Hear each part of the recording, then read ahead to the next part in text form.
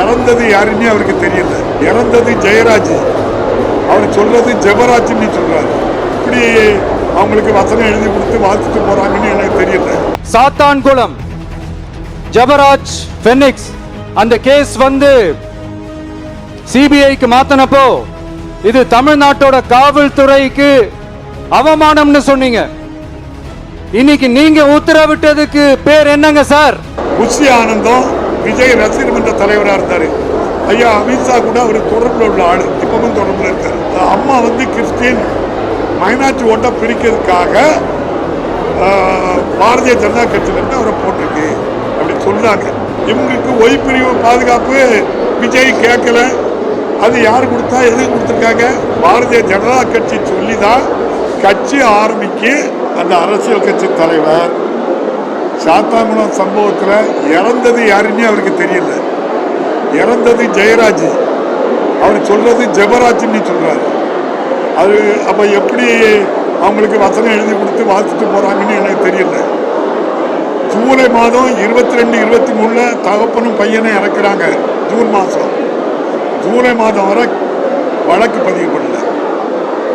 காவல்துறை அதிகாரியோ மாண்புமிகு அப்போது முதலமைச்சராக இருந்தவங்களோ நடவடிக்கை எடுக்கலை. பல காரணங்கள் சொன்னாங்க. அப்போ நீங்கள் அப்போ இந்த முதல்வர் அன்னைக்கு சொன்னது, நீங்கள் அவங்க மேலே சரியான நடவடிக்கை எடுக்கலை அப்படின்னு சொன்னால் நான் கோர்ட்டில் போய் சிபிஐ விசாரணை கேட்பேன்னு தான் சொன்னாங்களே தவிர சிபிஐ விசாரணை வச்சதை அவமானம் சொல்லலை. புஷி ஆனந்தம் அவர் அப்போ நம்ம பாண்டிச்சேரியில் விஜய் ரசிகர் மன்ற தலைவராக இருந்தார்.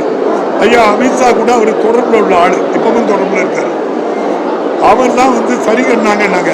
வருமான வரித்துறை அவர் வீட்டுக்கு சோதனை போனது சரியா தப்பா? யார் அழுத்தத்தில் போனீங்க?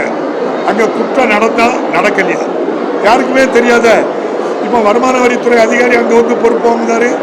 அந்த வருமான வரித்துறை சோதனையை சரி பண்ண புஷி ஆனந்த் அவர் ஒரு பொதுச் செயலாளர்.